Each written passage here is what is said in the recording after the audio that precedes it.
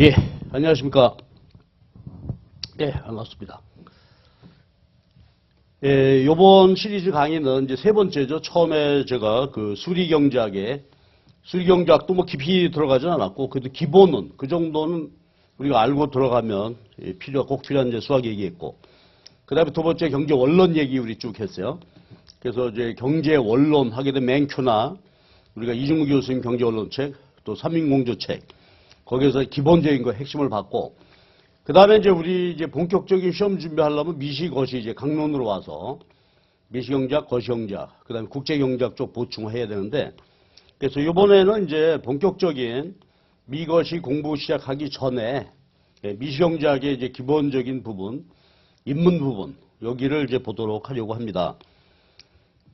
그래서 교재는 뭐 미시, 거시, 강론 중에서 가장 쉽다고 보여지는 책이죠. 그래서 이중구 교수님 미시경제학, 그 다음에 주상영 교수님의 거시경제학. 근데 이제 미시경제학은 대개 그 이중구 교수님 책 시작해서 김영환 교수님 조금 이제 보완해서 쭉 가면 되고, 그 다음에 이제 거시경제학은 이제 정운찬 교수님 책을 많이 보게 되는데, 근데 굉장히 어렵죠. 그래서 거시경제학 공부 처음에 이제 입문하기가 쉽지 않은데, 그 중에서 제가 보기에는 가장 편안하고, 그 다음에 체계가 잘 잡혀있는 책이 주상영 교수님 책인 것 같아요. 그래서 이 책을 가지고, 체계를, 거시경제학의 체계를 쭉 세우신 다음에, 그 다음에 이제 어차피 우리가 강론, 거시경제학, 미시경제학이 한 권 책으로서는 부족하죠. 그래서 여러 가지 책을 봐야 되는데, 그 중에서 가장 쉬운 책 두 개를 골라서, 그 중에서도 이제 아주 핵심적인 부분, 저는 이제 미시거시 체계 잡기 그런 말을 잘 쓰는데, 기본 개념을 정확히 정리를 하셔야 되겠습니다. 그래서 이제 시간이 이제 제가 이게 어떤 의미에서는 정말로 워밍업 하기 위한 강의죠. 이게 본격적인 미시거시 강의는 아닙니다. 그런데 이걸 하고 들어가게 되면 미거시 공부를 쉽게 할 수 있는 것이죠. 그렇지 않고 준비 없이 가게 되면 좀 당황스러워서 그런 의미에서 제가 준비를 했고요. 그래서 이제 제가 강의 순서는 그렇게 요약을 했어요.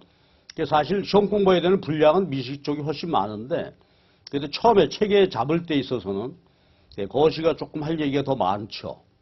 그래서 국제 수지의 환율 문제까지 봐야 되고, 그래서 강의 그 비중은 미시가 4번, 거시를 5번, 이렇게 이제 제가 잡아서 시작을 하겠습니다. 자, 그리고 이제 미시경제학으로 이제 와서 이중구 교수님 책의 내용을 보게 되면 먼저 이제 소비자 이론이죠. 소비자들이 효용 극대화를 통해서 수요 곡선 도출되는 그 과정. 이걸 이제 중심으로 먼저 봐야 돼요. 그 다음에 이제 생산자 선택이죠. 생산자들이 어떻게 행동하느냐. 생산자들은 최소의 비용으로 최대 생산해야 되겠죠. 그 과정에서 이제 비용 함수가 나오게 되고. 그래서 첫날은 소비자 이론, 두 번째는 이제 생산자 이론. 그래서 비용 함수 도출하고. 그 다음에 세 번째 날은 이제 시장 분석이죠. 수요하고 비용 나왔으니까 두 개를 서로 이제 결합을 해서 시장에서 어떤 식의 균형이 이루어지느냐 하는 얘기예요. 그래서 보시면 시장 형태가 이제 네 가지인데 그 중에서 핵심적인 게 완전 경쟁하고 독점 되겠죠. 그 두 시장을 보시고, 그 다음에 이제 마지막 날은 요소 시장 보려고 합니다. 그러니까 자본주의 시장 경제 미시적으로 보게 되면 생산물 시장과 요소 시장이니까. 그래서 요소 시장 이렇게 해서 보시면 이제 미시경제학을 앞으로 전 그 영역을 들어가면서 이제 세부적인 부분 다 해야 되는데, 요거를 기본 정리하고 들어가면 편안히 할 수 있겠죠. 그래서 시간 짧지만 요게 아주 중요한 핵심 포인트예요. 그래서 요거가 정리되면 나머지 기본적인 개념 정리가 끝났기 때문에 책 보기가 쉬울 것 같습니다. 그 다음에 이제 거시경제학은 그때 가서 제가 설명을 드리도록 하겠습니다. 자, 그럼 이제 우리 교재를 보게 되면 1편이, 미시경제학 1편이 이제 끝나고, 그러니까 1편에서 이제 수요 공급에 대한 기본 개념이죠. 수요와 공급, 시장 균형, 뭐 탄력도, 이런 개념들. 그리고 이제 구체적으로 2편에 와서는 이제 시장의 수요 공급이다라고 했을 때 수요, 소비자들의 행태를 분석하는 것입니다. 이제 그것으로부터 이제 수요 곡선이 도출되겠죠. 개별 소비자들의 수요 곡선. 그 과정을 보고자 합니다. 그런데 그 2편을 보시면 편간지, 자, 69페이지에서 한 페이지 넘기면 되는데, 소비자 이론해서 2편에 4개 챕터로 이루어져 있죠. 4, 5, 6, 7인데 4장이 소비자의 선호, 효용 문제를 살펴봐야 되니까 그 얘기. 그 다음에 5장이 소비자의 선택. 소비자 선택이라고 하는 것은 뭐 제약화의 효용 극대화 되겠죠. 그래서 오늘은 요 4장, 5장, 요 두 개의 핵심입니다. 그 다음에 요 두 개를 이제 보신 다음에 나머지는 소비자 이론의 응용 확장, 그 다음에 7장 불확실성화의 선택, 복권 보험 문제가 되겠죠. 이렇게 정리를 하는데, 이제 우리는 이제 4장, 5장, 여기까지만 보십시다. 그러면 그 뒤에 부분들은 6장 얘기들은 이제 확장해서 쭉 분석해야 되겠고, 그 다음에 7장 불확실성 문제는 또 조금 다른 얘기죠. 자, 이걸 앞으로 우리 하기로 하고 4장과 5장에 초점 맞춰서 보시겠습니다. 그러면 4장이 자, 소비자의 선호 체계 해놨죠. 그럼 제가 여러분 요 드린 유인물에는 이제 제목 정도만 쭉 요약을 해놨어요. 그럼 앞에 부분을 좀 빨리빨리 보도록 하십시다. 그럼 먼저 말이죠. 소비자의 행태를 분석하는 거니까 소비자의 선호, 프리퍼런스죠. 그러니까 우리말로 해석해 본다면 좋아함. 그러니까 내가 어떤 물건을 가격을 지불하고 소비한다고 하는 것은 그 물건을 좋아하니까. 좋아한다는 얘기는 그 물건으로부터 이제 효용을 느끼게 되니까. 그렇죠? 효용으로 표현된 어떤 선호, 프리퍼런스죠. 요거에 대한 이제 개념부터 봐야 되겠죠. 왜냐하면 우리가 일반적으로 소비자가 주어진 소득 제약하에서 효용 극대화하기 위한 소비, 이게 고민이지 않습니까? 유틸리티. 근데 이제 우리가 미시형제학에서 또 언론에서 배울 때는 단순화 과정, 두 가지만 소비한다고 보고, 그렇죠? 컨섬션 번들. 그러니까 실제 소비하는 것은 뭐 다양하죠. X, Y, Z 여러 개를. 하루에도 점심 먹고 뭐 차 한 잔 마시고 친구하고 소주 한 잔 이렇게 쭉 있어 책도 사고 여러 개지만 두 개 단순화 과정입니다. 그럼 이제 소득 제약을 쉽게 볼 수 있겠죠. 뭐 나의 호주머니에 있는 돈과 XY의 가격, 이건 정리가 쉽게 될 텐데 문제는 효용이다 이거죠. 그러니까 효용이라고 하는 것은 어떤 소비에서 느낀 나의 주관적인 느낌이죠. 내 느낌이 겉으로 드러나 보이게 되는 게 선호가 되겠죠. 난 이거 좋아해. 아, 난 이거 별로야. 그렇죠? 선호. 이게 프리퍼런스 개념이에요. 그러면 이게 추상적인 개념이기 때문에 이 효용이라고 하는 것을 정확하게 이제 개념 정리를 하고 들어가야 되죠. 그래야 이제 실제로 분석이 가능하단 말이에요. 그래서 공리라고 하죠. 그러니까 효용에 대해서 어떤 일정한 공리라고 하는 증명된 진리 이렇게 보시면 되겠어요. 자, 그렇게 되니까 요걸 정확히 이해하고 들어가야 이제 소비자들의 행위를 우리가 서로, 그렇죠, 일정한 전제 위에서 이제 분석 가능하고, 특히 이제 경제학에서 중요한 것은 수학적 분석이죠. 특히 이제 미분 개념이 나오게 되고, 미분할 수 있느냐. 그러니까 생산도 마찬가지고 소비도 마찬가지고. 그러니까 함수가 어떤 영속성을 가져야 미분으로 이용을 해서 분석을 할 수 있게 된단 말이에요.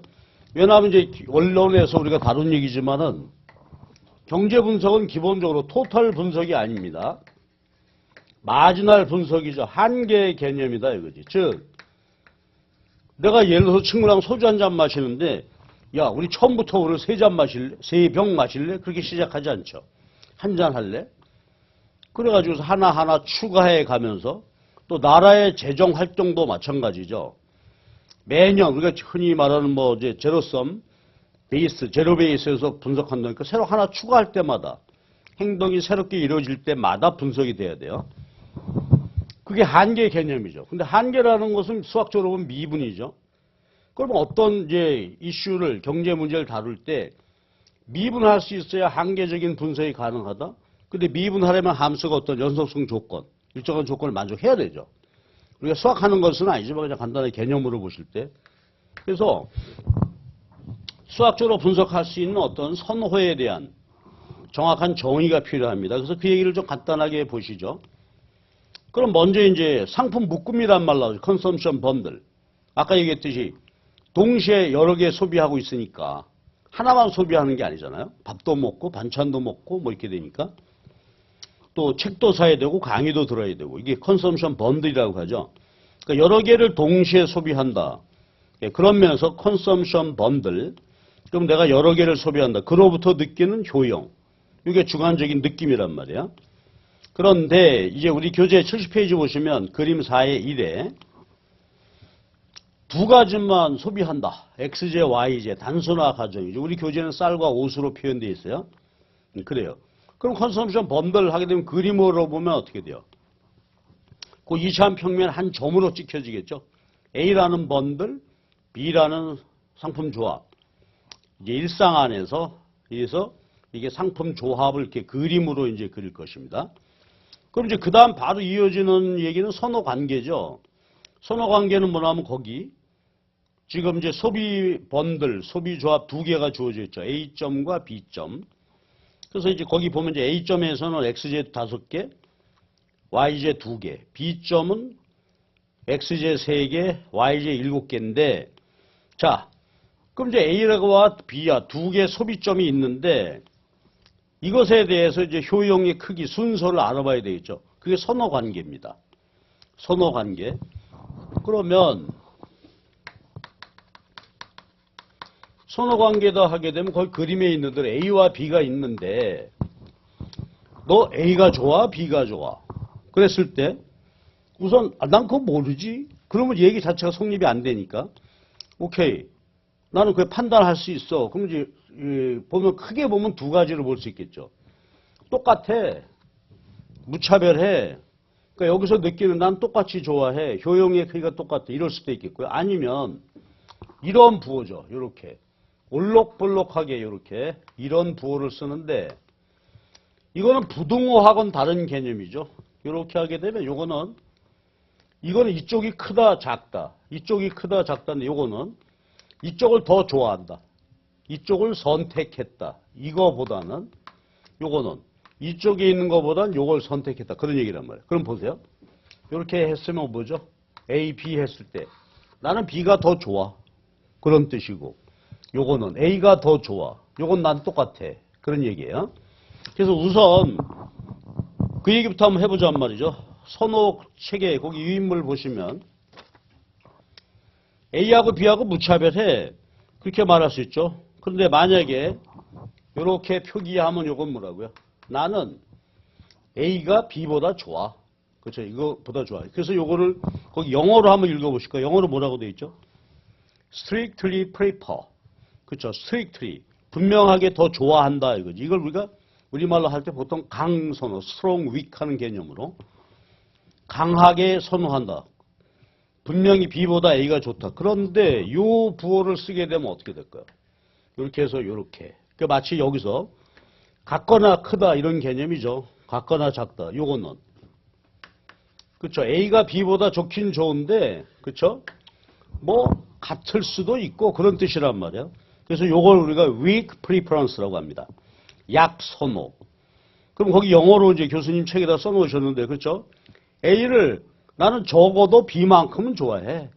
그 말은 B보다 A가 좋은데 같을 수도 있다. 그런 뜻이겠죠? 약선호예요. 그래서 우리는 이제 선호 관계, 두 소비 조합을 이렇게 서로 비교를 할 때 세 가지 케이스죠. 똑같다. 이쪽이 좋다, 이쪽이 좋다. 그런데 요거는 그렇죠? 같을 수도 있다. 약선호, 그 다음에 strictly preference. 세 가지로 나눠볼 수 있겠어요. 자, 그 다음에 이제 이어지는 얘기가 뭐냐면 선호 관계와 효용 함수라는 얘기예요. 자, 우리가 볼 때 일단 함수라는 말을 쓰게 되면 어떻게 되죠? function이니까 utility function 하게 되면 그렇죠? 뭔가를 소비할 때 자, 아까 그림에서 A라는 소비할 때 나는 좋아. 나는 B가 좋아. 이렇게 표현했을 때 이걸 더 좋아해 라고 했던 것은 그냥 선호 관계만 얘기하는 거고 함수는 뭐지? 구체적으로. 그렇죠. 효용의 크기를 수학적으로 정의할 수 있다는 얘기죠. 함수는 물론 이제 다양하게 나타날 수 있겠죠. 나는 효용 XY A점하고 B점을 소비하는데 그렇죠? 여기서 느끼는 효용의 크기를 구체적으로 어떻게 됐다 그렇게? 그렇죠? 수리적으로 표현해낼 수 있겠다. A점 소비다. 그러면 나는 A점의 소비에서 느끼는 것은 뭐 2x 플러스 3y 제곱이고 B점에서 소비 어떻고 이렇게 서로 수리적으로 표현할 수 있다는 얘기야. 그럼 선호 관계는 그냥 좋아 나빠 이거고 좋아, 나빠가 아니라 이거보다 더 좋아, 덜 좋아, 요거고. 함수는 구체적으로 효용의 크기를 계산해서 말할 수 있다, 그지? 그런데 이제 거기 얘기가 있죠. 근데 이 의미를 한번 보실까? 효용함수는 이제 선호관계 수리적인 표현인데 W가 Z보다 그건 어떻게 돼요? weak preference죠. 나는 Z보다 W를 더 좋아해. 적어도 더 좋아해. 근데 그거는 바로 보게 되면 어떻게 돼, 이제? W하고 Z의 관계가 이렇게 있는데 함수죠. W 소비할 때 그로부터 느끼는 효용의 크기를 수리적으로 측정한다. 그리고 Z, 그렇죠? 얘를 소비할 때 그로부터 느끼는 효용의 크기를 측정한다. 이렇게 이제 표시해 봤을 때 요거는 선호고 요건 함수로 표현됐죠.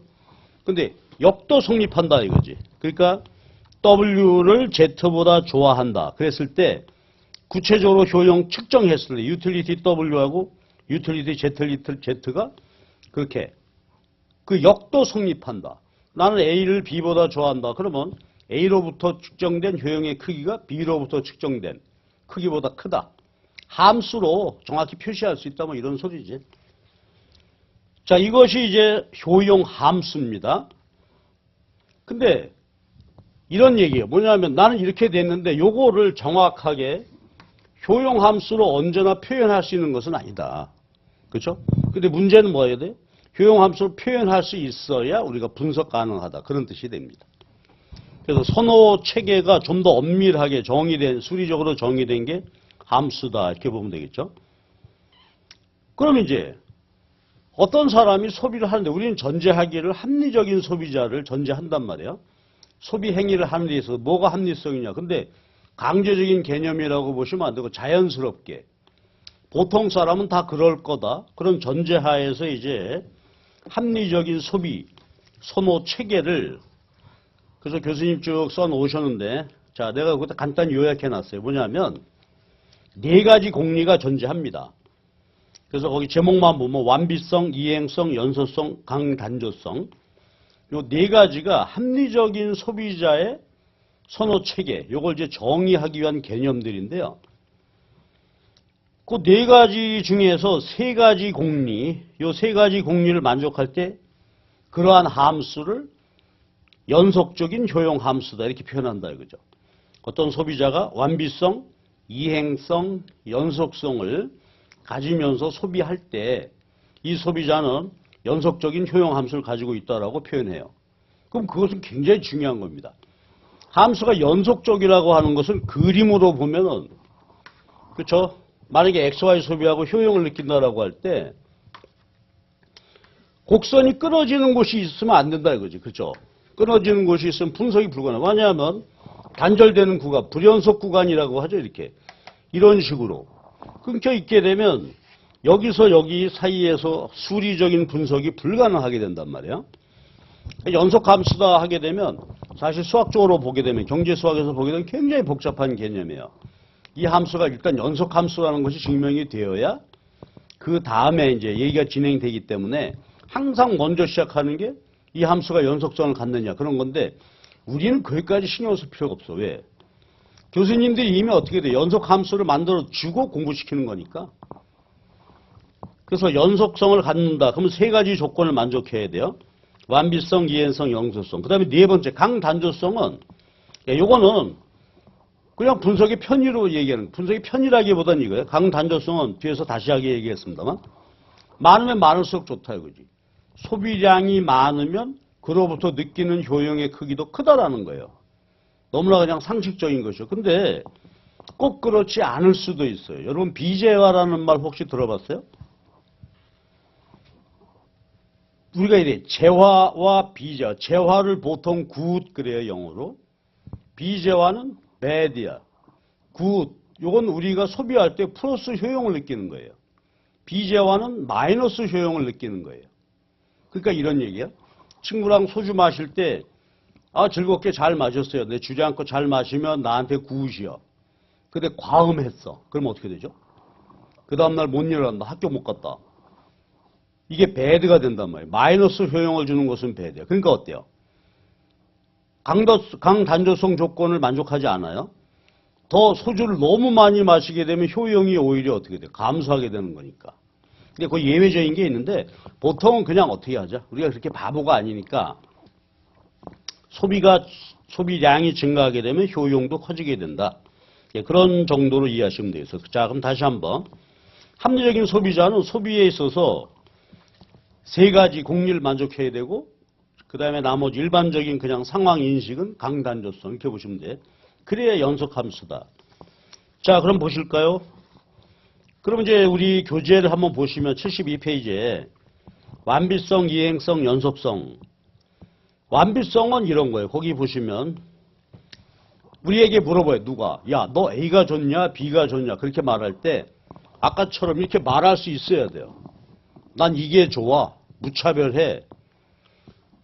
뭐 같거나 좋아. 뭐 이런 식으로 말할 수 있어요. 나 그거 모르겠는데? 야, 나 그거 모르겠어. 그럼 더 이상 분석이 불가능한 것이죠.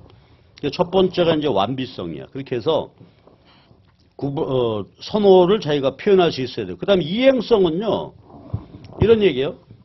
소비집합이 A, B, C 이렇게 있는데 나는 A가 B보다 좋고 나는 B를 C보다 좋아. 그렇다면 어떻게 돼? A를 C보다 좋아해야 된다는 소리죠. 그럼 아무것도 아니지. 근데 뜬금없이 이 녀석이 말이죠. 난 이게 좋아. 난 이게 좋아. 근데 너 A하고 난 그때는 이게 좋아. 이러면 이거 합리적인 선호 체계가 아니죠. 그래서 이행성은 뭐 그렇게. 그 다음에 연속성은 아까 말한 대로. 그렇죠? 소비가 연속적으로 변화해 가야 되지. 갑자기 불연속 구간이 나온다든지 그러면 안 된다 하는 얘기입니다. 그러니까 한 개에서 두 개, 세 개, 네 개 이렇게 한 개 하다가 난 두 개, 세 개는 소비 안 하고 한 개 소비하든지 10개 소비하든지 할 거야. 중간이 비어 있으면 분석 불가능하겠죠.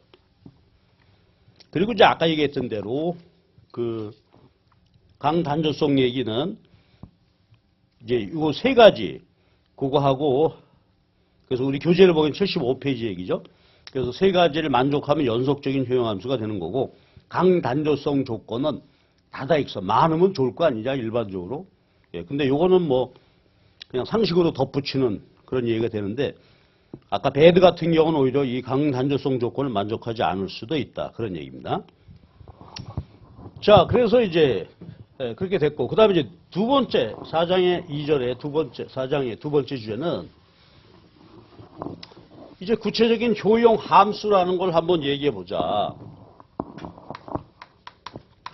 그러니까 아까 XY 평면을 항상 생각해야 돼요. XY 평면에서 A라는 상품 조합, B라는 상품 조합 하고 있는데 그걸 어떻게 이제 효용 함수, 수리적으로 효용을 측정할 것이냐 하는 문제야. 근데 우선 그 단어부터 한번 보시죠. 77페이지 보시면 거기 굵은 글씨로 서수적 효용이다. 기수적 효용이다. 자, 이렇게 얘기가 됐어요.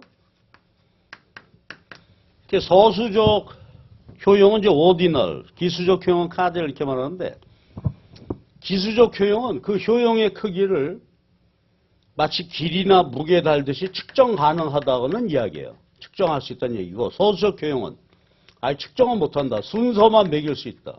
즉 A 소비할 때 효용하고 B 이건 상품 조합이죠.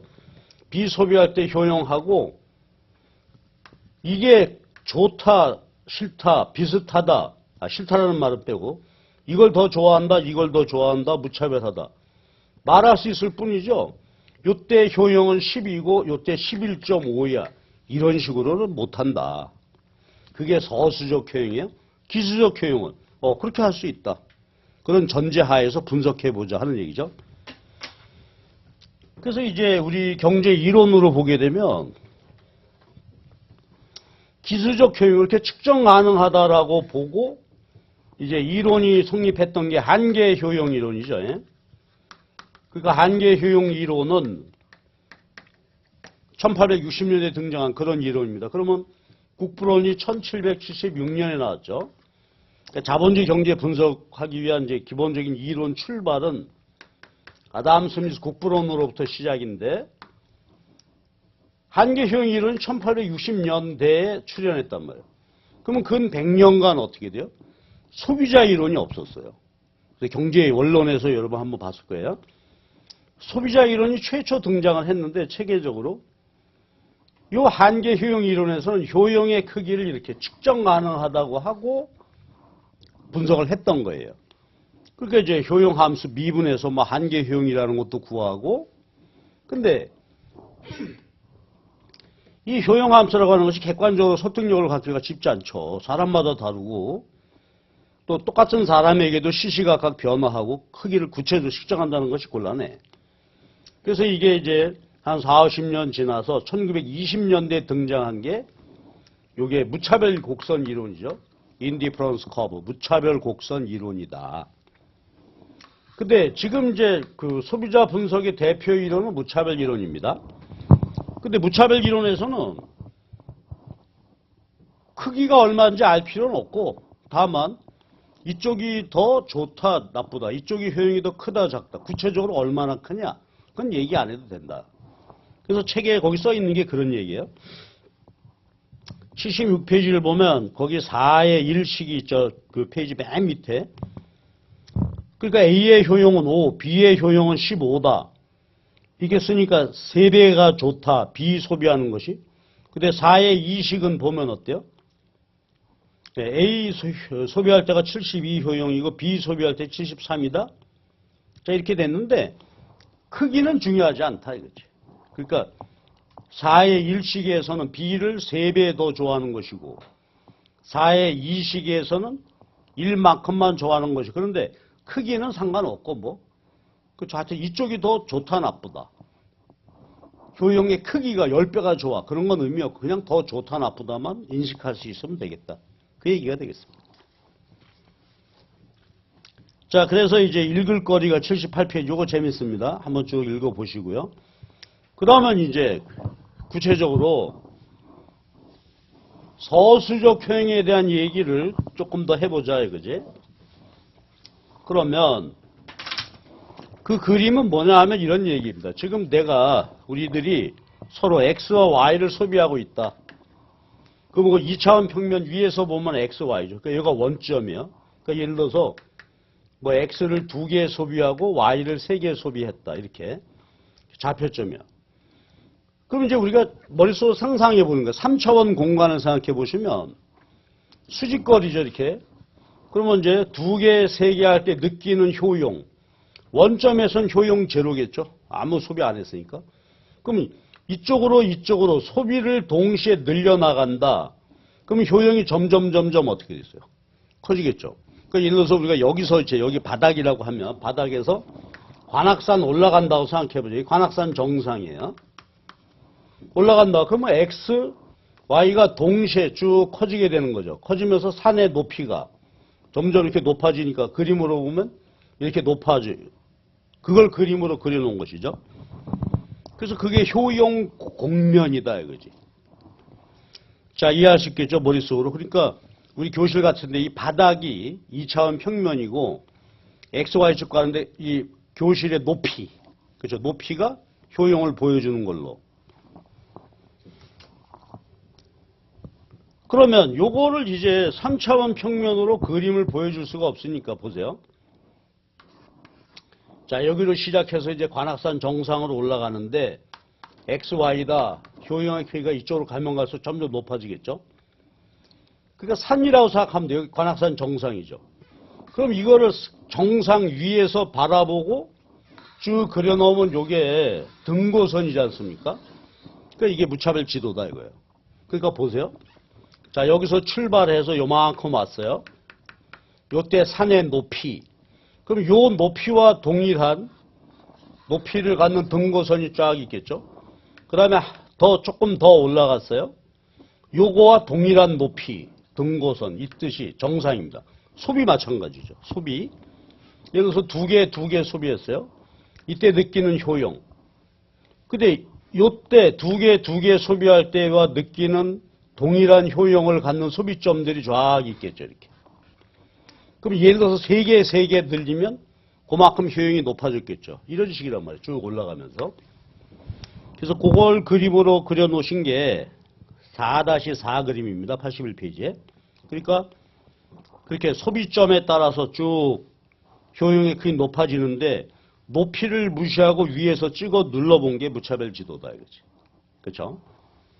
여기 무차별 곡선, 그 다음에 무차별 지도 해서 그림으로 이렇게 그려놓은 것입니다. 근데 4-5 그림을 한번 봐주세요. 이 그림이 어떻게 느껴져요?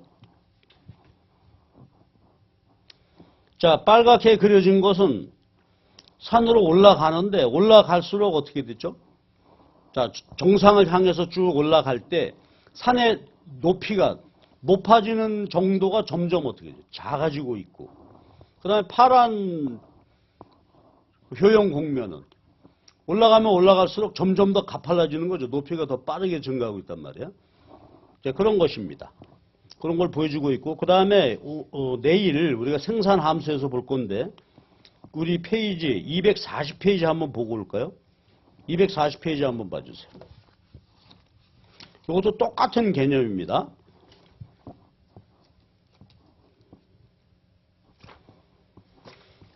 자, 그래서 240페이지를 보면 거기 이거 똑같은 얘기죠. L은 노동이고 K는 자본입니다. 그러니까 노동과 자본을 투입해서 Q 생산하죠. 그러면 노동과 자본 투입량을 늘려날수록 생산량이 증가하지 않겠어요?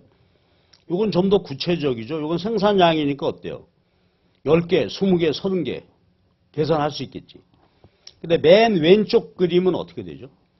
직선으로 증가하고 있죠. 그러니까 노동과 자본 투입량이 증가할 때 그 증가하는 비율대로 생산량이 증가하고 있고, 가운데 그림은 어때요?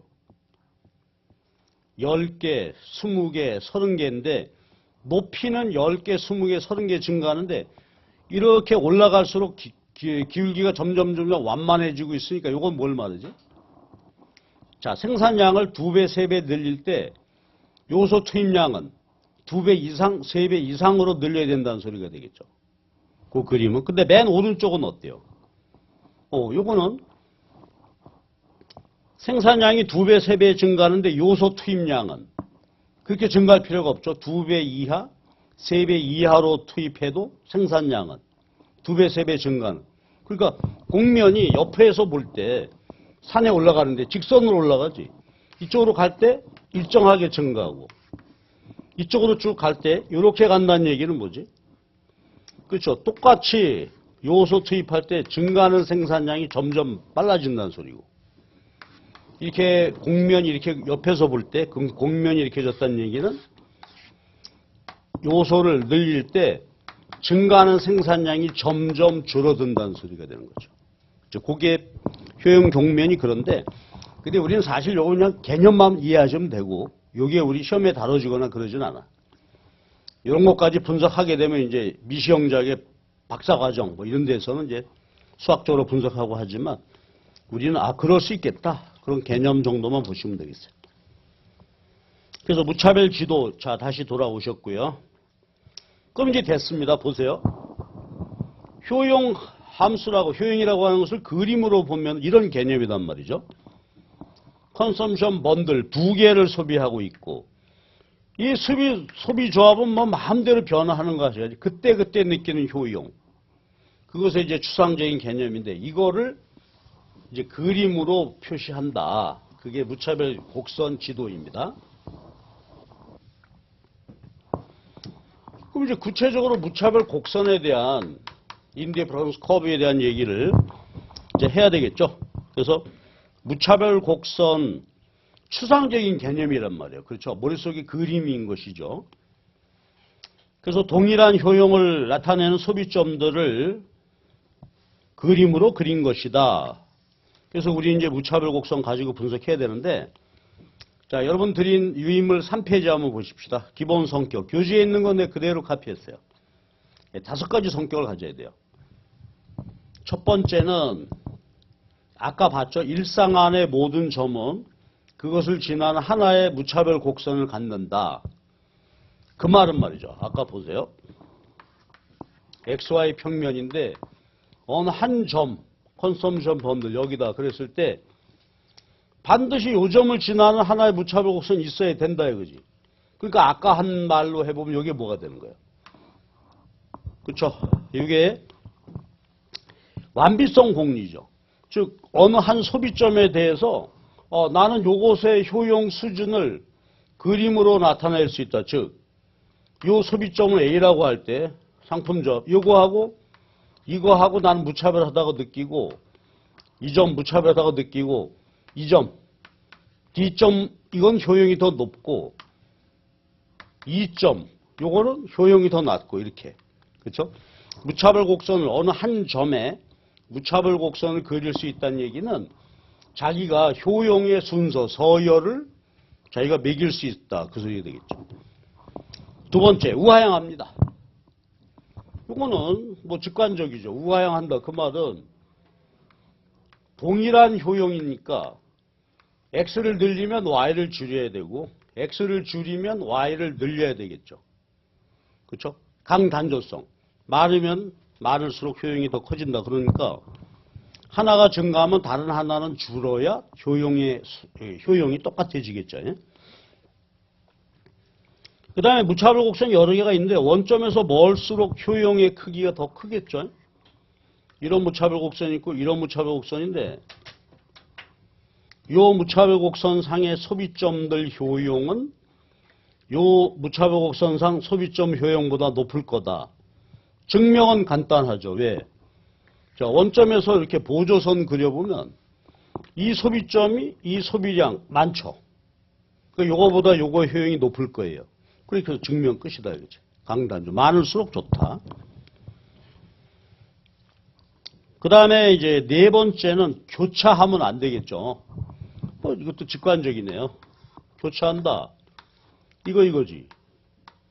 A와 B와 C는 절대로 효용의 크기가 똑같을 수 없잖아요. 그러니까 교차할 수 없다 이거지.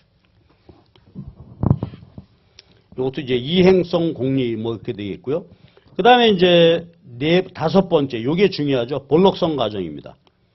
원점에 볼록하다. 볼록성 가정이야.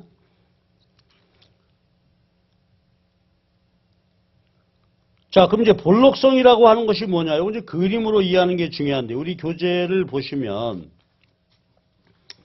볼록성을 그림으로 보여주셨는데, 그 84페이지의 그림 4-6 그림입니다.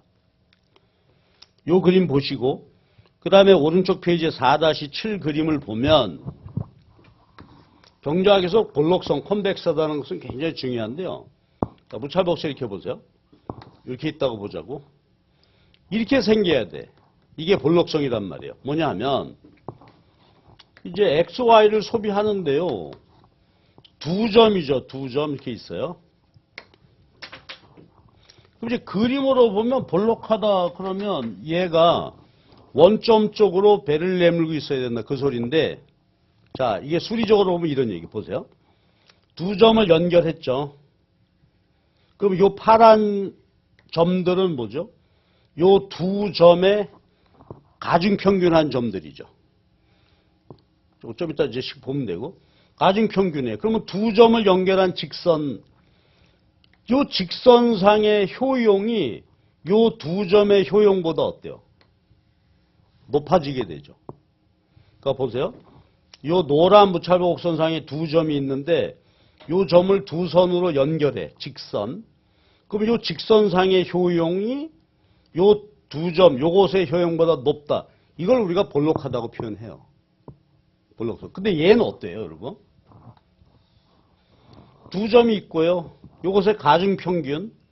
직선상의 효용은 이렇게 되어 있죠. 이건 어떻게 되는 거예요?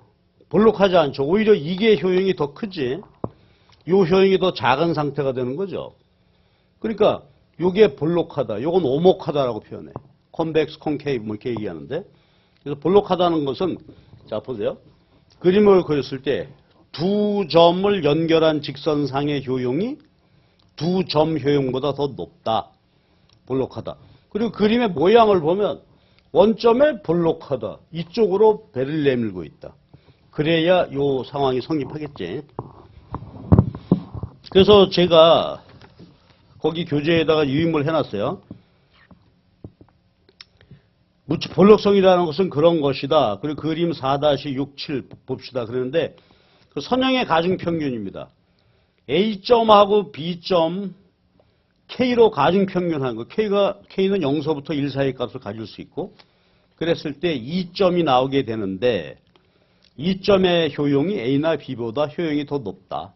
그 경우를 볼록하다고 한다. 그러니까요. 이제 이런 거 자꾸 수리적으로 표현하게 되면 처음에 거부 그러니까 개념으로 이해하는 게 좋아요. 처음에는. 익숙해지면 그 다음에 나중에 이제 수리적 표현 이렇게 하시면 되겠죠. 자, 이게 볼록하다는 것입니다. 그러면 이제 무차별 곡선의 이제 성질을 이렇게 봤는데 그 중에 하나가 이제 아주 중요한 개념이 무차별 곡선의 이론적인 속성을 반영하는 거. 한계 대체율이라는 게 있어요. 자, 이제 무차별 곡선이 이렇게 됐어요. 물론 일반적인 경우입니다. 예외적인 사람들도 있어요.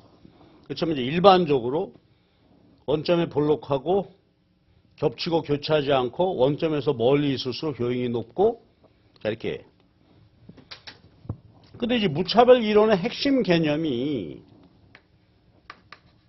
한계 대체율이라는 게 있습니다.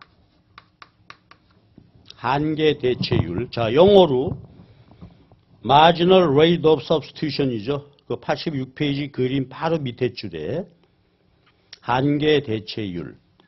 자, 한번 읽어보실래요? 영어로. marginal rate, 한계율 그 소리죠. 무엇에? substitution, 대체할 때 한계율. 그래서 한계 대체율 그래요. 자, 그럼 볼게요. 한계 대체율이 뭐냐 하면 우리 책에서는 아주 미세하게 나눴습니다만 크게 두 개를 한번 보여드릴게요. 이렇게. A, B, consumption bundle이죠. 근데 예를 들어서 여기서 4개, 10개, 그러다가 6개, 만약에 6 이렇게 됐다고 합시다. 자, 그럼 한계 대체율 정의할게요. 한계 대체율은 뭐냐? 주어진 무차별 곡선상에서 이제 수학적으로 식을 쭉 쓰다가 표현에 하나 이제 관행인데 수직선을 긋고 아래에다가 하천자 하게 되면 이건 조건을 말해요. 조건. 한계 대체율은 뭐냐? 또 무차별 곡선 위에 바 하게 되면 뭐죠? 일정하다, 똑같은 거다 그런 뜻이겠죠. 그러면 동일한 무차별 곡선 상에서 근데 효용이 동일한 무차별 곡선이라는 말은 어때요? 서수적인 효용이 똑같다는 얘기죠. 나는 저 무차별 곡선 상이 A, B니까 나는 이 점에서 저 점에 다 똑같아. 효용이 똑같아. 자, 이런 전제하에서 소비 대체 비율입니다. 그럼 보세요. 이 소비자가 A점 소비하다가 B점으로 바뀌었다는 얘기죠. A점 소비하다가 B점 소비하게 되었다. 대체죠. 그때 그걸 나눠봐라 이거요. 그럼 보세요. 여기 델타 X 몇 개죠? 2개. 델타 Y 마이너스 4죠. 그러니까 무차별 곡선상에서 그렇죠? 2개를 늘리고 4개를 줄였다. 그 말은 뭐지? 똑같은 효용을 느끼더라 이거지. 이게 대체율이에요. 그러면 한계 대체율은 뭐냐? 무차별 곡선상에서 소비 대체 비율이다. 자, 우리 예에서 2개 늘렸고 4개 줄였더니 무차별하더라. 근데 여러분, 이거 보통 일반적인 무차별 곡선이라면 당연히 하나 늘리면 다른 하나는 줄여야 되잖아요. 그 이게 언제나 마이너스 값이니까 여기다가 마이너스 부호를 붙여서 플러스화한다. 여기 한계 대체율이야. 자, 그러면 일단 한계 대체율의 의미부터 정리를 한번 하고 갑시다. 그럼 한계 대체율이 2다. 그 말은 뭐지? 2개 늘리고 4개 줄이면 무차별하다. 나눴다. 그럼 이건 뭐죠? X. 하나 늘릴 때 얘를 2개 줄이면 무차별하다. 그 소리란 말이에요. 그럼 내가 표현해 볼게요. 요 2의 한계 대체의 의미는 뭐냐? yj 수량으로 표시한 xj 선호도, 좋아하는 정도다 이거지. 그렇죠? 그러니까 2개 늘리기 위해서 4개 줄이겠다. 나눠서 2다. 그러면 하나 더 소비할 때 y를 2개 줄여도 좋아. 그 말은 뭐야? xj 1개의 효용과 yj 2개의 효용이 서로 같다. 그렇죠? xj 1개와 y 2개의 효용이 서로 똑같다. 이런 소리가 되겠습니다. 됐죠? 여기 한계 대체율입니다. 그럼 이제 그 다음 얘기를 조금 해봐야 될 것 같아요. 그 다음에 우리가 아까 한계 효용 이론이라는 게 있었죠. 한계 효용 이론에서의 개념 중에 한계 효용이 있었죠, 여러분. 그러니까 우리가 X를 소비하는데, 그렇죠? X, Y 2개를 소비한단 말이에요. 근데 한계 효용 이론에서는 어떻게 돼요, 요거를? 기수적이라고 그랬죠? 측정 가능하다 이거지. 그러면 보세요. 한계 효용 이론에서는 X 몇 개 소비하고 Y 몇 개 소비할 때 이렇게 효용 함수가 존재한다는 거예요. 그러면 대입해서 보면 얼마 효용 느낄 수 있겠죠. 예를 들어서 X 10개 소비했고 Y 2개 소비한다 그러면 20개에다가 4, 3, 4, 42인가요? 됐죠? 42만큼의 유틸리티, 효용을 느낀다. 이게 한계 효용 이론에서 기수적 효용 함수입니다. 효용의 크기를 측정 가능하다. 근데 이제 아까 말씀드릴 때, 야, 이게 사람마다 다 다르고, 그렇죠? 일반화 시켜버려서 그렇게 분석하기가 할 수 없잖아요. 그래서 이제 무차별 이론으로 갔다 그랬는데, 요때 총 효용 함수예요. 그러면 그때 한계 효용은 뭐죠? 한계 효용은 파셜 x, 파셜 t죠. 그러니까 총 효용 함수를 x로 편미분하세요. 또 y의 한계 효용은 총 효용 함수를 y로 편미분하세요. 그렇죠? 편도 함수. 책에 더 뒤에 설명해 주셨는데, 그러니까 효용 함수를 x, y로 편도 함수 구하면 그것이 x, y의 한계 효용입니다.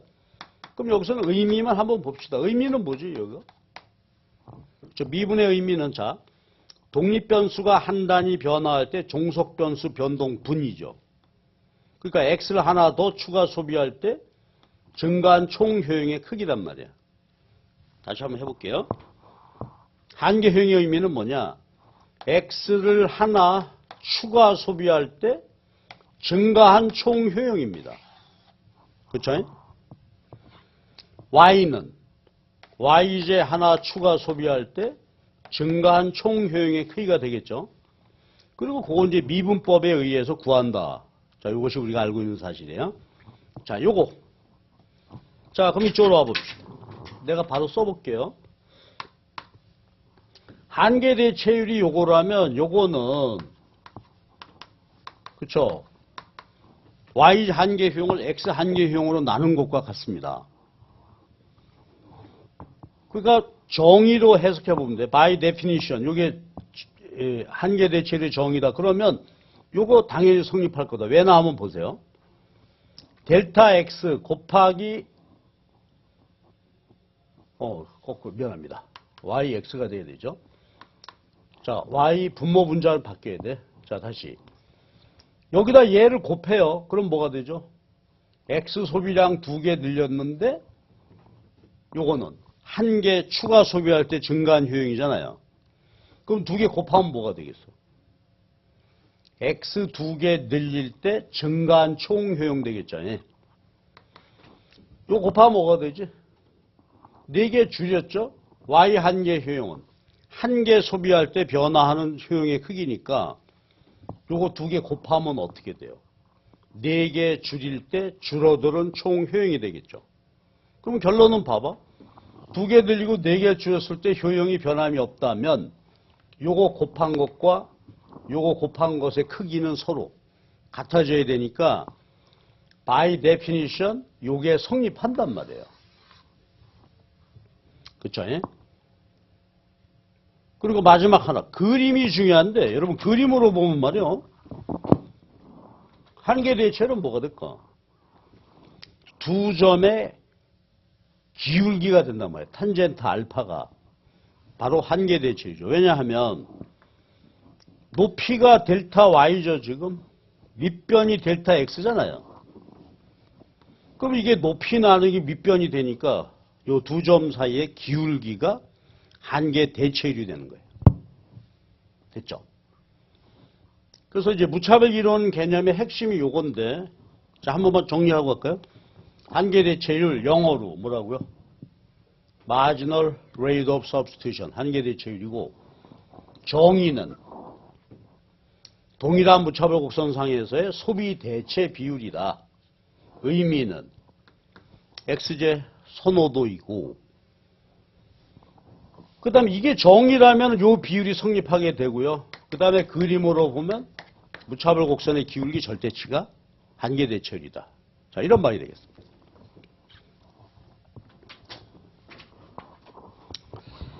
자, 그래서 한계 대체율 이렇게 정의가 됐는데, 근데 여기서 이제 아주 중요한 개념 하나가 나오게 됩니다. 88페이지 보게 되면 한계 대체율 체감의 법칙이다. 한계 대체율 체감의 법칙이다. 그래서 우리 교수님이 이걸 그림을 보여줬어요. 거기 봐주세요. 다시 돌아가 볼까요? 그림 4의 8, 86페이지. 자, 보세요. 거기 그림 보게 되면 C에서 C', D에서 E, F 이렇게 가고 있는데, 자, C에서 C', D, E, F 갈 때 교수님이 뭐라고 써놓으셨어요? 기울기가. D점에서는 마이너스 2, E점에서는 기울기가 마이너스 1, F점에서는 기울기가 마이너스 3분의 1. 기울기가 점점 어때? 줄고 있죠? 네. 자, 요 그림 보여드릴게.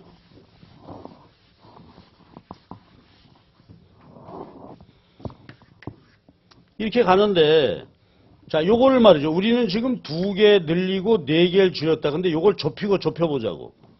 예를 들어서 하나만 늘렸다.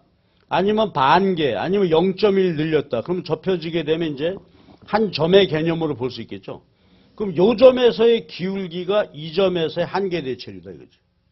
근데 이쪽으로 갈수록 요 기울기가 점점, 그렇죠? 기울기가 점점 완만해진다 이거죠. 그러니까 요점의 기울기가 예를 들어 우리 교재에 있는 것처럼 2다. 요점의 기울기는 1이다. 요점의 기울기 0점이다. 요게 우리가 한계 대체율이 체감한다. 기울기가 점점 줄어든다. 그게 볼록하다는 것의 의미가 된다 이거지. 그죠? 무차별 곡선이 볼록하다. 원점에 배를 내밀고 있다. 그러면은 이런 식으로 갈 때, 즉 x를 자꾸 늘리고 y를 줄일 때 동일한 무차별 곡선 상에서 그런 소리 되는 거죠. 동일한 무차별 곡선 상에서 소비 대체입니다. 이런 식으로 점점 대체해 나갈 때 한계 대체율이 점점 줄어들더라. 그렇죠? 이게 일반적 소비 심리야. 그러니까 이건 이론도 아니고 가정도 아닙니다. 누구나 다 그러하다. 그런 소리가 되겠죠. 그럼 이제 마무리할게요. 의미입니다. 이 점에서는 어떻게 돼? x제 한 개를 y제 두 개만큼 좋아하다가 한 개, 반 개로 줄어들다 이거지. 그러니까 자꾸 x 늘리고 y를 줄임에 따라서 여러분 x제 선호도가 자꾸 어떻게 된다는 거예요. 그럼 잘 보셔야 돼. 두 개를 동시에 소비하는데 자꾸 x만 많이 소비해라. 그럼 y를 줄여야 되지 않겠어요? 그러니까 나는 어떤 사람이야? 골고루 소비하고 싶어요. x제, y제를 그 이제 소비의 특성상 골고루, 예를 들어서 밥하고 식사한다 그러면 밥 한 그릇, 국 한 그릇, 골고루 먹고 싶은데 너 밥만 먹어. 국은 먹지 말고. 뭐 그런 얘기죠. 그러니까 요게 한계대체 체감한다. 그 말은 골고루 소비하고 싶어 한다. 그러니까 자꾸 X만 소비하고 Y는 줄여. 그럼 X 선호도가 점점 줄어든다. 그 소리죠. 그럼 다시 한번 정리해 볼게요. 보통 사람들의 무차별 곡선은 원점에 볼록하다. 그 볼록하다는 것의 의미는 뭐냐? 골고루 소비하고 싶다는 것을 의미하는 것이다. 여기 이제 보통 사람들이에요. 그래서 이렇게 보시고 원론에서 다 했던 내용입니다. 예? 근데 이제 89페이지 보시면 예외적이다. 예외적인 선호를 갖는 소비자들이 있을 수 있죠. 또 아니면 말이에요. 그 사람에게 있어서도 이런 상황, 독특한 상황이 나타날 수도 있단 말이에요. 첫 번째가 완전 대체, 두 번째 완전 보완, 둘 중에 하나가 배드, 둘 중에 하나가 중립제 등등 얘기예요. 자, 그림으로 가봅시다. 90페이지. 그럼 책의 90페이지 그림 보고 유인물 보시면서 같이 한번 볼까요? 자, 4개의 그림이 그렇게 했는데 왼쪽 위에 그림이 직선돼 있죠? 여러분 봐봐. 이게 직선이란 말을 해석해 보자고. 요거하고 대비시켜서.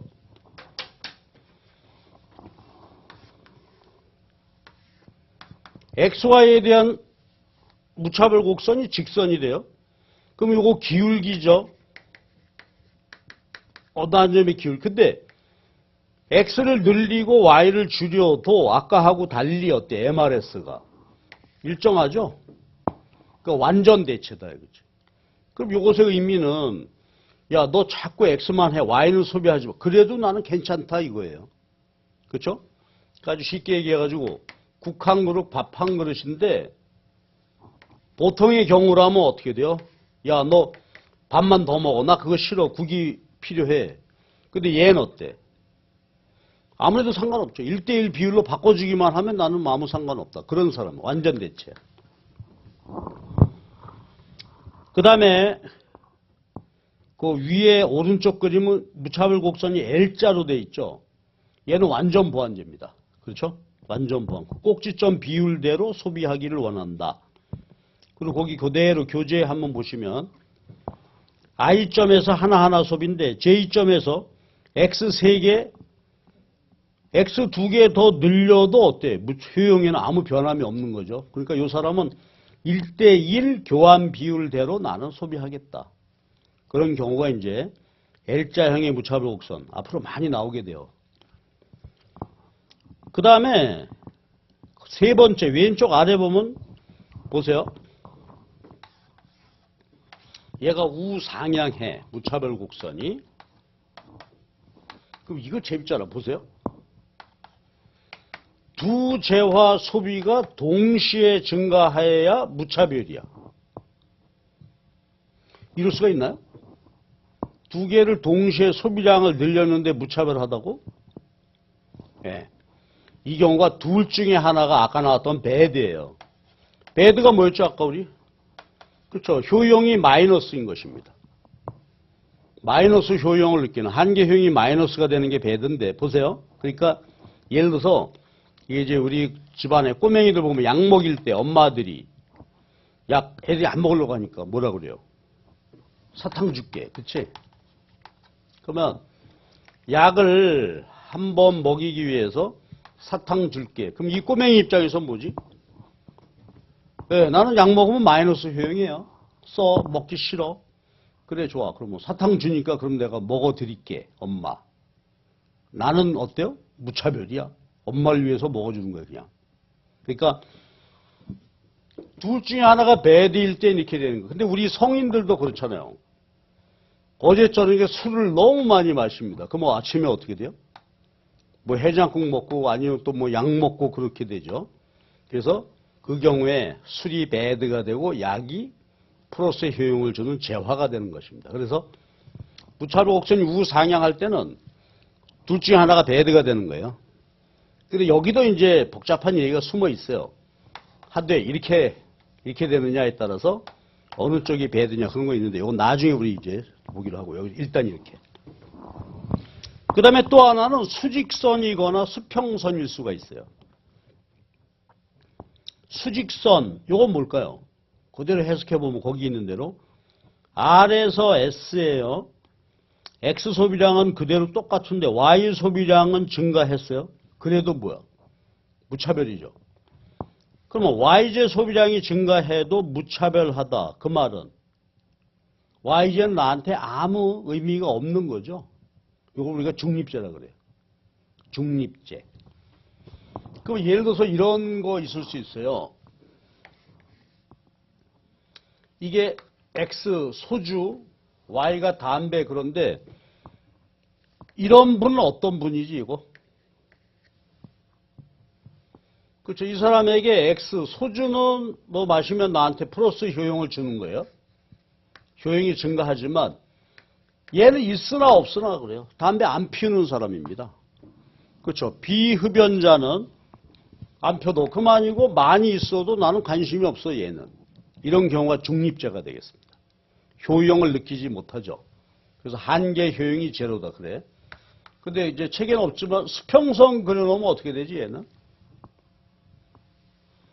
그렇죠. Y는 소비할 때 소비량이 증가하게 되면 효용이 증가하지만 X는 어때요? 무차별이죠.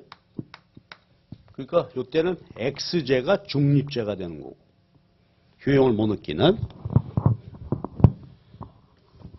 그 다음에 이제 우리 교재를 보게 되면은 5번째 있어요.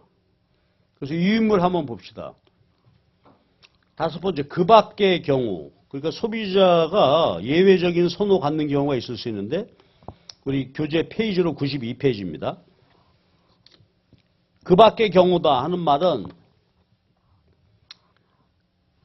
예외적인 경우인데요. 무차별 곡선으로 그리기 어려운 또 특별한 사항인데 먼저 사전 편찬식 선호라는 게 있어요. 앞에서 내가 얘기 안 하고 지내왔는데 요거는 뭐 지금 설명드리는 것은 별로 의미가 없어요. 보시면 쉽게 이해할 수 있는 거예요. 그러니까 사전 편찬식 선호라고 하는 것은 이때는 무차별 곡선이 없어요.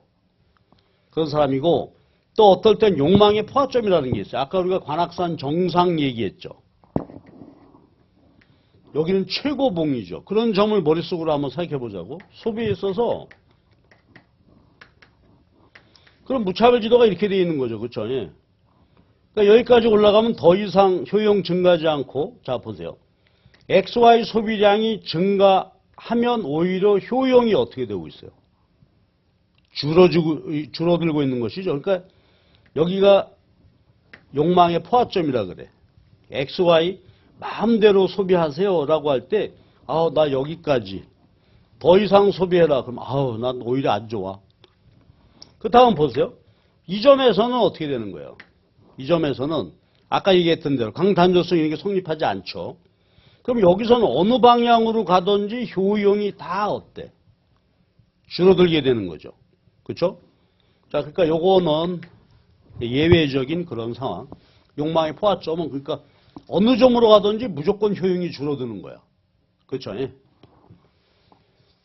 그래서 요게 선호, 서술적 효용함수, 무차별 곡선에 대한 이야기입니다. 그러니까 사실은 여기서 뭐 새로운 게 없어요. 언론에서 다 했던 이야기입니다. 그런데 그 대신 여기서 이제 그 소비자들의 선호, 이행성이다 뭐 이런 거 등등 이야기들 요거 조금 더 이제 엄밀하게 얘기한 것에 불과하고 뭐 새로운 이야기는 없습니다. 그리고 사실 우리 시험에서도 뭐 이행성에 대해서 논술을 해봐라 그런 거 아니죠. 기본적인 개념 이러이러한 전제하에서 무차별 곡선이라는 것이 있다. 그 위에서 이제 분석하는 것이니까 여기서는 이 개념을 이렇게 보시면 되겠어요. 그 다음에 이제 5장이죠. 5장은 자, 이러한 이제 소비자가 선호, 합리적인 선호를 갖는다고 했을 때 소비자가 어떻게 소비할 것이냐. 여기가 이제 드디어 우리 수업, 오늘 수업의 목적이 되겠죠. 소비자의 최적 선택의 문제. 요거를 보도록 하겠습니다. 잠깐 쉬었다 하시죠.